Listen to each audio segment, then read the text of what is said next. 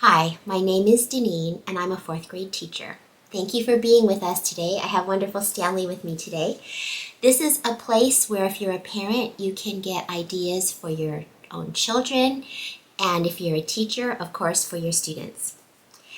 Today's video is on the open number line, and we've addressed that on this channel before, but I want to bring it around again because we're trying to learn it in the fourth grade this year.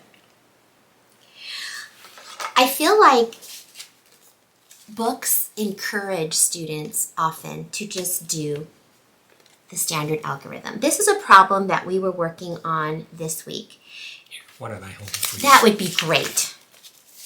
And look, there was even a box around the problem. So there's no room to even experiment with the number. And it I feel like it just screams, do the standard algorithm, rename, and do it. But we know that the standard algorithms are not always the best way to encourage bigger thinking, and that's what we're trying to do. So I said to my students, this doesn't even give us room to experiment with the numbers, and they're kind of learning what that means to experiment with numbers. So take out your whiteboards, and we're going to do this. We're going to practice leaping and landing.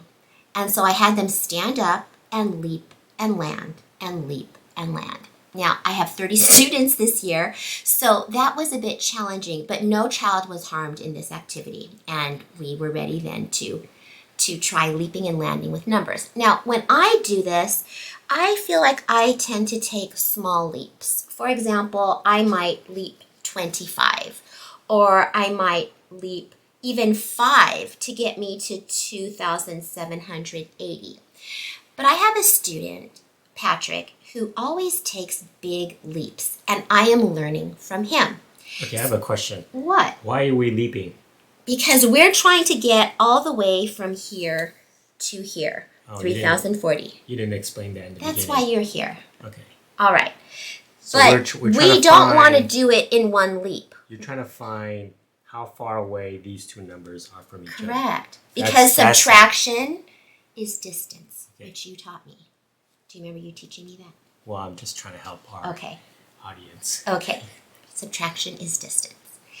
And so Patrick does these huge leaps. And I'm always kind of afraid to do it, but Patrick is giving me courage. So this is the kind of thing that Patrick does. And he did it that day. He said, I would go to 2,975. So we talked about, well, what kind of a leap was that? How many numbers did you leap? And he said 200. And he keeps doing that. Every time we do open number lines, he leaps straight out of the gate in the hundreds. Well, now the students can see that it is only 25 to a next really comfortable number. It's kind of a small leap. So then that would take me to plus 25 would take me to 3,000. And then I have such a nice little leap of 40 to get to 3,040. And now the students can really exercise using mental math. I hope that they're not writing all these numbers down. I hope that they are looking at it and saying, oh, 2,040, 25, 65, 265. And as soon as we did this, a couple students said, well, that's not the way I did it. And I said, excellent, how did you do it? And then we erased our whiteboards and showed other ways to do it. When we do the standard algorithm, there's really just one way. Now, we know that the brain, I think we can put this down now, open number lines. You can look them up. They're just so much fun to do. We know that the brain hungers for patterns.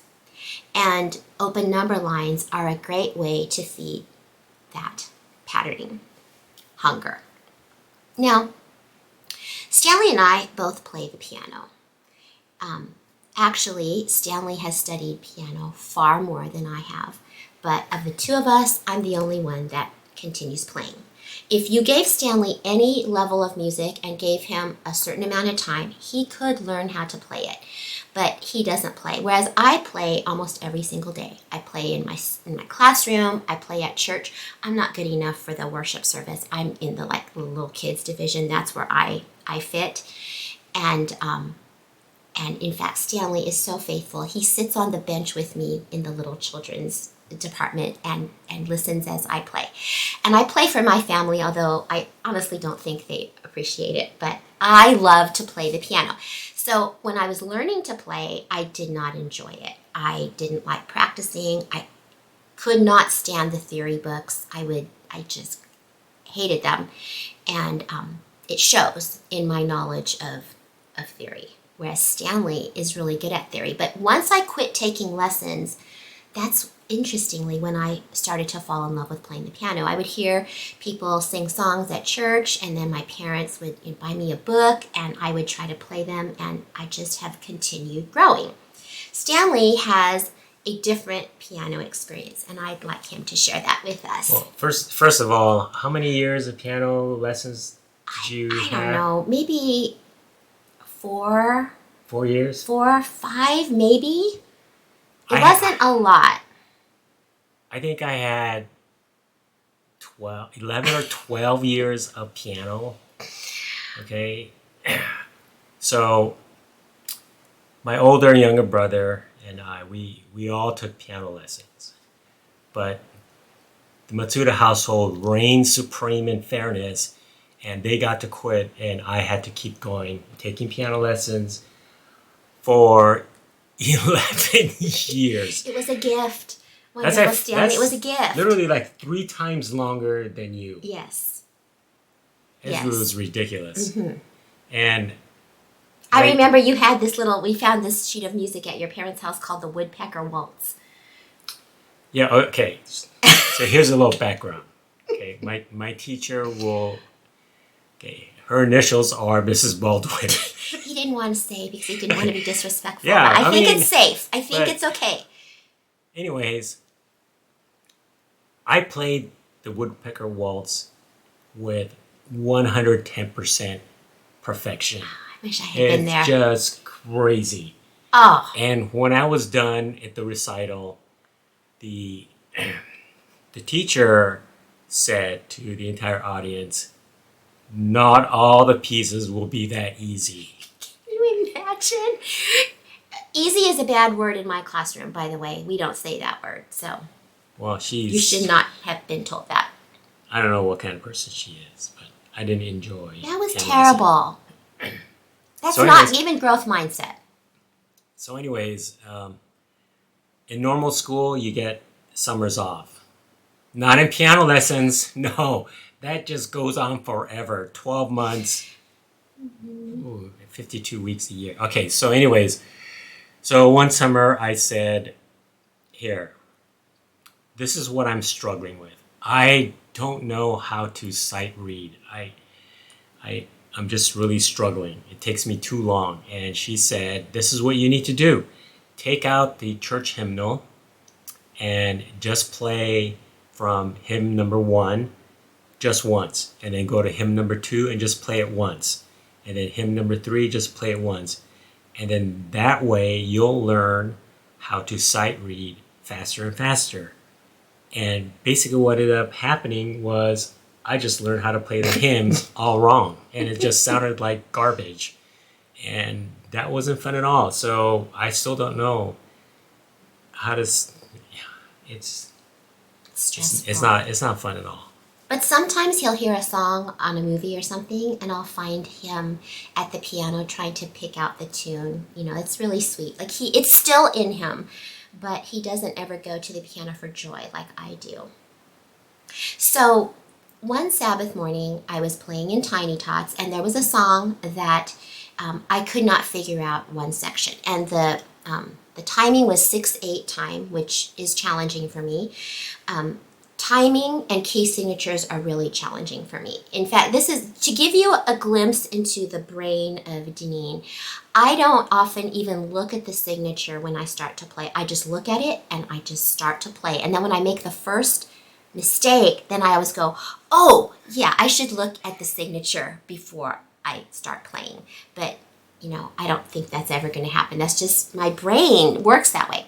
So anyway, I said, Stanley, I cannot play this song. It was called We Are Little Helpers, and it's a darling little song, but I kept messing up at the... Okay, sorry about that. The battery died. We're just talking too long. Try to hurry this up. So I said, Stanley, can you help me with it? And he goes, sure. Well, you're not counting. And I said, well, I know I'm not counting. And so he counted it out for me over and over and over again until I was able to play it. But then we started having a conversation about our strategies of how we attack music. And this is what came up. So I asked Denise, I said, so when you sight read music, are you looking at each individual note? Because that's what I'm doing. I go, okay, what's that note? What's this note? What's the next note? What's that note? And she says, no, I'm just looking at the whole chord. And I just know that's that chord and I play it. So she's just playing every measure, looking at the chords. Patterns. Okay. And so I said, oh, you know what? This is like this. Let's say I knew all the letters of the alphabet. I'm just looking at every single letter of the word and not reading the word. And then once I figure out every single letter, then I say, oh, what word does that make? And then I say the word. That's how I'm playing the piano. Mm-hmm. And that's why it's taking me so long. I can't sight read. And it's not enjoyable for you. No, it's a chore. It's exhausting. Exhausting. It is. And I know that there are students who read that way too. When they look at a word, they're looking at each individual letter and not seeing the patterns. When they look at a math problem, they're not looking at the patterns. And open number line is a fantastic way to get our students to look for patterns. I asked them, do you remember being taught the open number line? And they said yes. And I said, well, who taught that to you? And they said, well, Mrs. Higgison did in the 2nd grade. I said, fantastic. Why don't you use it? And they were, I don't know. I don't know why. I mean, she taught it to them very well. I think we need to just keep practicing that, every day or every week, practicing things like this so that our students can not have the exhausting time of looking at things by individual numbers, individual letters, but using patterns. Patterns for the win. We'll see you next week. I'm Janine Matsuda, and this is my 4th grade class. Don't forget to like and subscribe.